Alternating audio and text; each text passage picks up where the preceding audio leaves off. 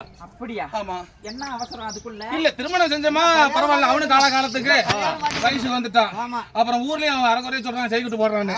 ஏன் வந்து அதனால கல்யாணம் பண்ணி ஆமா கல்யாணம் பண்றாங்கல்ல, எங்க சொந்தத்திலயும் நான் பொண்ணு பார்த்தேன்.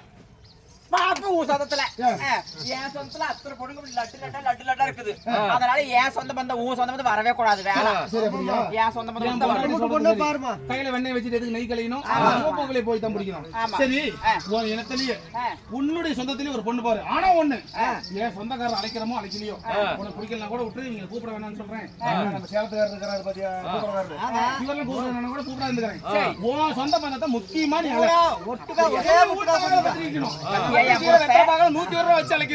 எல்லாத்துக்கும் ஒரு சீலை வேட்டி துண்டு எடுத்து கொடுத்து அழைக்கிறேன்.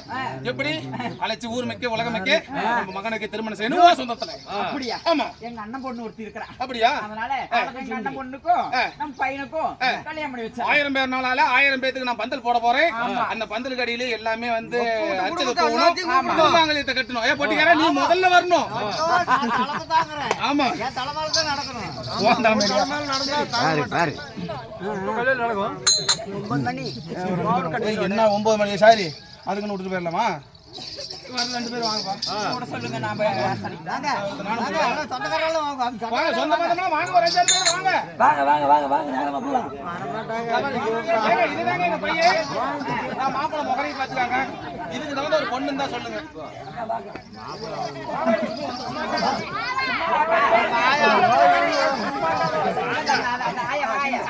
கீழே தள்ளி விடாத.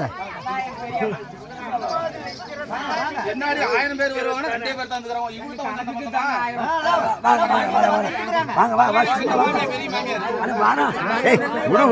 தான் அவரே நிக்கணும். பெரிய எல்லாம் ஏழுத்துக்கிட்டு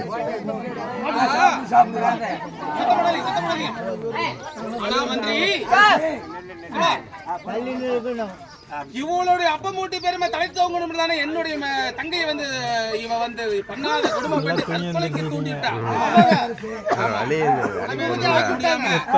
மாட்டு வழிதான் என் தங்கை. 10 மணிக்கு நல்ல தங்க. அதனால இவங்களுடைய சாதி சனங்களும் அத்தனை நான் கருவ இருக்கணும். எப்படின்னா 1000 பேரும் பந்தலுக்குள்ள வந்துட்டாங்க. உனக்கு தெரியுமா நான் செஞ்சு சம்பாதிக்கிறேன் என்னன்னு? இந்த 1000 பேரும் இதே இடத்த சாகணும். எப்படின்னா பொய் பந்தல் நான் போட்டிருக்கிறேன், பொய்க்கால் மண்டபம் கட்டி இருக்கிறேன்.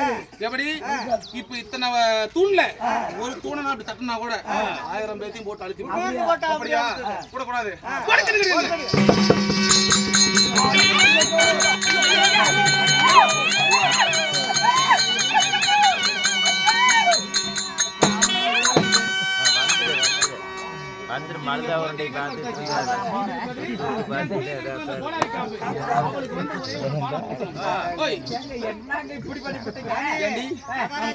பதில் சொல்ல வேண்டும்.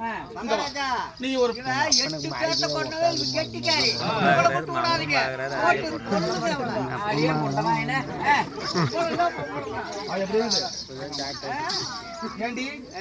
நீ ஒரு பெண் தானே?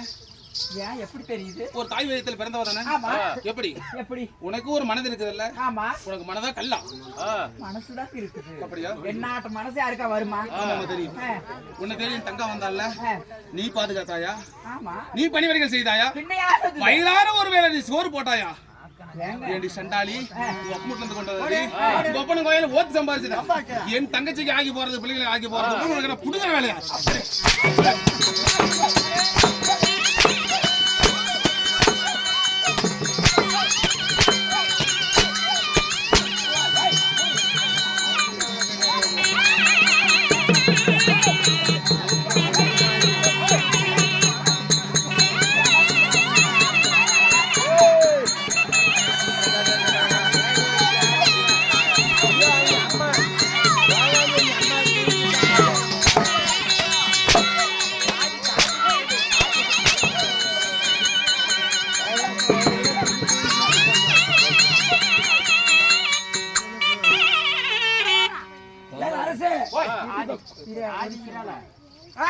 நான் உங்களுக்கு அப்படி சக்கால போட்டு திருப்பி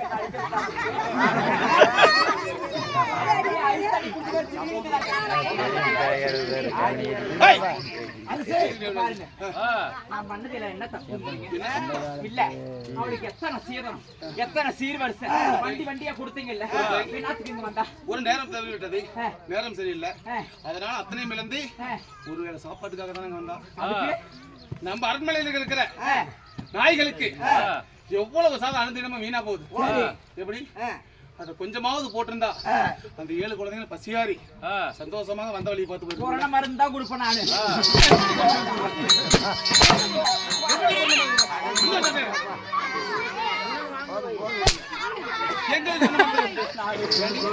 நீ சம்பாதிச்சியா?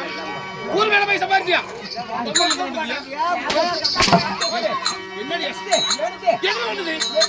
நான் சொன்னாதான் சொத்து உனக்கு. ஆமா, உன் கூட ஒரு சிந்தா எங்க போயிட்டா?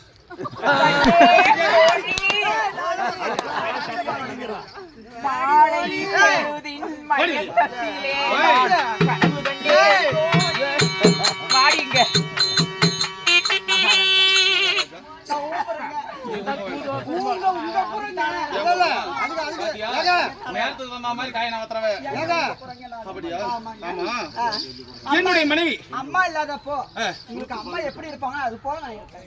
இப்ப வேற மாதிரி சொன்ன வரக்குள்ள மணி தெரிய வந்தாதானே என் தங்கச்சி. இப்ப என் மனைவி என்ன பண்ண கொடு பண்ணதானே பண்ணாங்க, கூட தானே இருந்தேன்.